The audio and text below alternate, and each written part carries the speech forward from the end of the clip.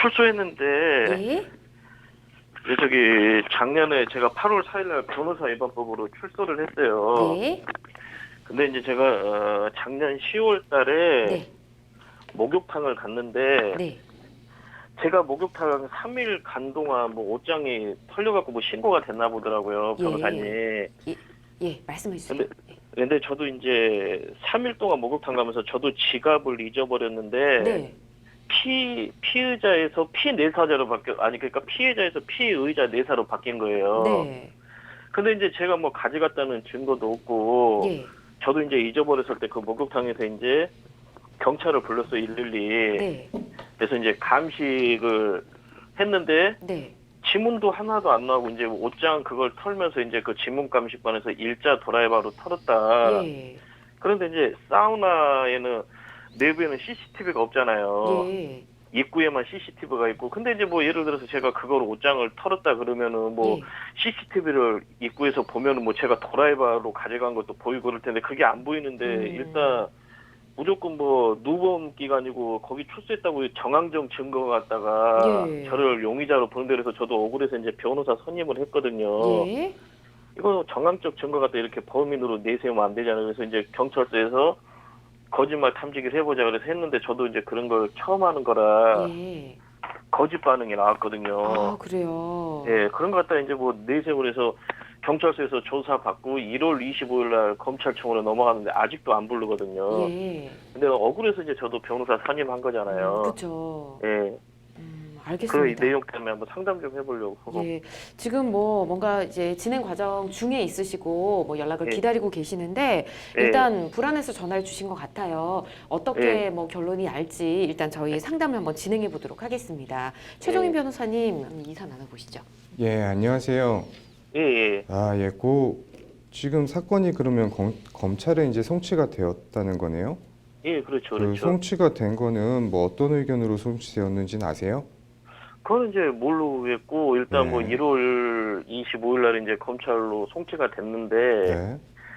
뭐 아직 뭐 부르지도 않고 지금 원래 부를 시기가 되잖아요, 변호사님. 예, 근데 이제 부르지도 않고 저도 이제 이 사건 때문에 변호사를 선임을 했어요. 예. 제가 뭐 가져갔다는 증거도 없고. 네. 근데 이제 뭐 얘네들은 뭐 변호사 사무장님도 그렇고 뭐 정황적 증거는 갖다가 이제 그러는데 네네. 그래서 이제 억울해서 저도 변호사 선임을 한 거거든요. 그래서 상담 좀 한번 받아보려고. 네. 예. 되게 억울하신 상황이고 예. 뭐 사실 근데 마땅히 지금 뭐 내세울 만한 거는 이제 수사기관 측에서도 정황 증거만 있다라는 거잖아요. 그렇죠, 근데 또 반대로 또 저희 입장에서도 예. 뭐 이제 뚜렷하게 이제 뭐 당연히 그 탈의실 안에 이제 예. CCTV 같은 게 있었으면 좋았겠지만 사실 그렇게 설치할 수가 없는 곳이잖아요. 그곳은. 그렇죠, 그렇다라고 하니까 이제 저희 쪽에서도 이제 그 범죄 혐의를 깨끗하게 벗을 만한 예. 이제 증거를 내세우기 어려운 부분이 있으니까 예. 사실 굉장히 난감하긴 하신 것 같아요. 예. 근데 난감한 거는 수사기관도 제가 봤을 때 마찬가지일 거라고 생각이 들거든요. 예. 이제 그랬을 때는 사실 이제 범죄 사실 인정이라는 건 있잖아요.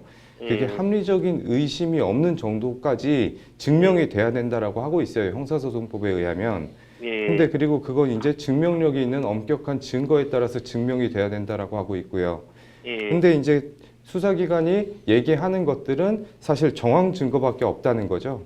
그렇죠, 그렇죠. 정황 증거라고 지금 뭐 꼽을 수 있는 것을 생각해 보면 이제 상담자분께서 3일 동안 목욕탕에 있었다는 거, 그리고 그렇죠. 뭐 지금 거짓말 탐지기를 했을 때 거짓 반응이 나왔다는 거, 그렇죠. 뭐 저는 그거 그런 정도일 것 같고 사실 과거에 뭐 변호사법 절도 전과도 아니고 변호사법 위반 전과가 있었다라고 해서 그게 이 범죄 사실을 증명하는 증거가 될 수는 당연히 없는 거고요. 그렇죠. 그래서 지금 또 전과도 없는 거고 제가. 그렇죠. 그래서 이제 네. 그런 부분에 있어서 사실 예. 수사기관이 얘기하는 것도 순전히 정황 증거뿐이에요. 예. 그렇기 때문에 그것만으로 사실 범죄 사실 입증하기는 좀 어렵지 않을까라는 생각이 들고요. 뭐 그래서 제가 이제 하나, 네네. 예, 이제 변호사님 저도 그런데 1월 25일 날 이제 넘어갔는데 네. 원래 이제 1월 25일 날 넘어가면 어느 정도 이제 뭐 사건이 되면 검찰에서 부르는데 아직도 안 부르거든요. 그거는 뭐 경우에 따라서 뭐 사실 딱 정해진 기간에 이제 검찰이 부르는 건 아니고 이제 검찰 입장에서도 이거 가지고는 그거는 기소가 힘들다고 생각했을 수도 있죠. 그러니까 명확한 딱 증거가 없으니까 만약에 지금 상담자 분께서 이제 일자 드라이버를 만약에 소지하고 있었다. 뭐 그러면은 그걸로 그 일자 드라이버로 그 탈의실 뭐라 그래야 되나 그 잠금쇠를 파손하는 모습이 찍히지 않았다라고 하더라도 일자 드라이버를 갖고 있었다라고 하면 그거는 대단히 유력한 이제 정황 증거가 될 수가 있는 거죠. 근데 이제 뭐 그런 것들도 가지고 계시진 않았던 거잖아요. 그렇죠. 네. 그러니까 제가 봤을 때 검찰도 이거에 대해서 기소를 할 수 있을지에 대해서 좀 판단이 불분명하다라고 생각을 하면 뭐 추가적인 조사가 필요하다라고 생각을 해서 뭐 지금 아직 뭐 사건이 조금 처리가 안 되고 있는 걸 수도 있겠다는 생각이 일단 들어요. 네. 근데 제가 좀 궁금한 게 그 목욕탕이 탈의실 같은 데는 CCTV가 없을 수도 있지만 거기 출입구 같은 경우에는 보통 있지 않나요? 그런 게? 출입구에는 이제 있는데 네네. 이제 뭐 그거 갖다가 이제 저를 용의자로 보는데 그러니까 저도 이제 억울해서 변호사를 선임한 거고 그런 네네. 거잖아요. 예. 예.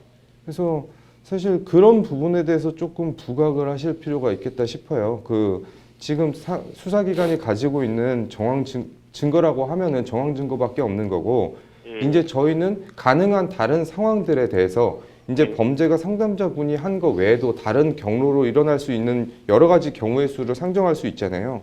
3일 동안 목욕탕에 계셨다라고 한다면 사실 그 자물쇠가 언제 파손됐는지 모르겠지만 3일 내내 혼자 계셨던 건 분명히 아닐 거예요. 그렇죠. 그러니까 그 있었죠. 부분에서 이제 뭐 목욕탕에 사람들의 출입이 빈번했다라고 하면은 사실 그 부분에 다른 사람이 했을 수도 있다라는 점이 있으니까 그런 부분에 대해서 뭐 지금 변호사님이 선임되어 있다라고 하니까 그 부분은 그 변호사님도 충분히 고려하고 뭐 사건을 진행하고 있으실 거라고 생각이 들거든요. 그래서 그런 부분에 대해서 수사기관에다가 좀 조사 요청을 해서 적극적으로 소명하실 필요가 있겠다 싶고 수사를 받을 때 오히려 좀 소극적인 방어적인 태도를 취하는 것보다는 내가 적극적으로 누명을 벗겠다는 의지를 이제 피력하면서 여러 가지 상황들에 대해서 조사를 해달라고 말씀을 한번 해보시는 게 좋겠다라는 생각이 들고요.